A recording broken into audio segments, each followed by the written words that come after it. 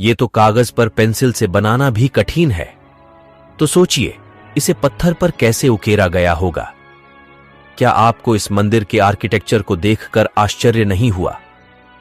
हमारे प्राचीन पूर्वज जो धोती कुर्ता पहने वाले इंजीनियर थे, वह इतने विकसित थे, तो हमें यह क्यों बताया गया कि अंग्रेज भारत आए तब हम विकसित हुए? इसे देखने के बाद भी अगर आप वामपंथी इतिहासकारों के डॉक्टर षड्यंत्रों का अंदाजा नहीं लगा पाए, तो आपका स्वाभिमान अंदर ही अंदर मृत हो रहा है। यह प्रतिमा प्राचीन मंदिर के एक स्तंभ पर निर्मित है। 0.5 मिमी व्यास से कम पतली छड़ी को इस प्रतिमा के एक कान में प्रवेश कराने पर छड़ी का दूसरा सिरा दूसरे कान से होकर बाहर निकल जाता है। क्या आप बता सकते धोती कुर्ता पहनने वाले प्राचीन इंजीनियरों ने यहाँ किस तरह की टेक्नोलॉजी का इस्तेमाल किया होगा?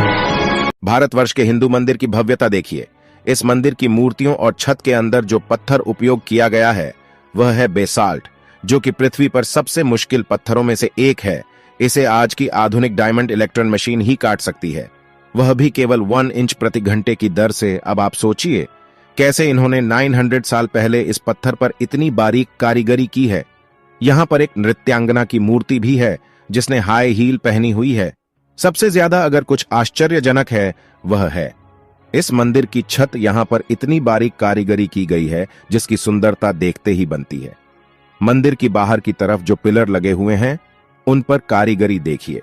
दूसरा, उनकी चमक और लेवल में कटाई। मंदिर के प्रांगण में एक नंदी भी है जो भी इसी पत्थर से बना हुआ है, और उस पर जो कारीगरी की हुई है वह भी बहुत अद्भुत है। ये जो फोटो आप देख रहे हो आपके स्क्रीन पर 6000 वर्ष पुराना है। दरबंद ई बेलुला चट्टान में मिला, वह भी इराक में। यह फोटो भगवान राम की है। इस चित्र में एक राजा को दिखाया गया है जिसके हाथ में धनुष और तीर हैं। चित्र को गौर से देखिए। नीचे की तरफ जिसमें हनुमान जी की छवि दिखाई दे रही है। इतिहास में कुछ तो है जो हमसे दूर है। चेन्न केशवा मंदिर कर्नाटक प्रतिमा के हाथ और कंगन को देखिए। क्या आपको लगता है कि ऐसी फिनिशिंग और बारीक नक्काशी केवल छेनी हथौड़ी से संभव है? ठीक ऐसी ही एक प्रतिमा मंदिर के अंदर है जिसके हाथ में कंगन को आगे पीछे सरकाया जा सकता है, जबकि पूरी प्रतिमा को एक ही पत्थर से बनाया गया है ना अद्भुत? सच तो यह है कि हमारे मंदिर 7 आश्चर्यों की लिस्ट बनाने वालों की तुष्टिकरण की भेंट चढ़ाया गया। 1000 साल नहीं, 5000 साल नहीं, 10,000 साल भी नहीं और 20,000 साल भी नहीं। बात करते हैं करीब 28,500 साल की, जब इस धरती लोग में कोई अब्राहमिक रिलीजन जैसे कि क्रिश्चियनिटी और इस्लाम एग्जिस्ट ही नहीं करते थे। बात हो रही है कल्प विग्रह की। साल 1859 में नेपाल में शिव जी की एक ऐसी सॉलिड ब्रोंज से बनी मूर्ति मिलती है जिसे जब यूनिवर्सिटी ऑफ कैलिफोर्निया में रेडियो कार्बन डेटिंग की जाती है तो यह पता चलता है कि यह मूर्ति करीब 26,000 साल से 28,000 साल पुरानी हो सकती है, जो पूरे हिंदू इतिहास में धरती पर मिला सबसे पुराना लॉर्ड शिवा का आइडल था।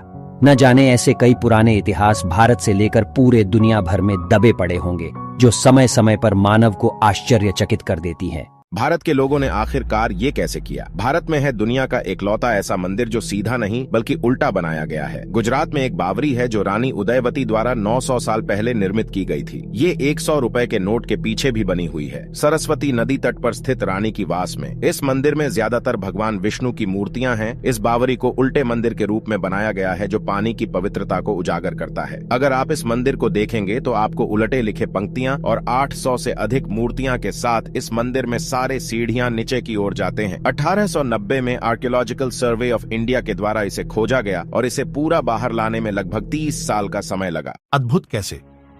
इतना घर्षण रहित तो बेयरिंग लगाने पर भी न चल सकेगा। भारत के मंदिरों की अद्भुत अविश्वसनीय कुशल शिल्पकारी एक ही पत्थर को काटकर नक्काशी तक तो ठीक थी, पर पत्थर के अंदर इतनी घर्षण कैसे? मेरे पास शब्द नहीं है। आप ही कुछ बताइए कमेंट्स पर। बस हम और आप कल्पना कर सकते हैं, आधुनिक मशीन भी नहीं कर पाएगी।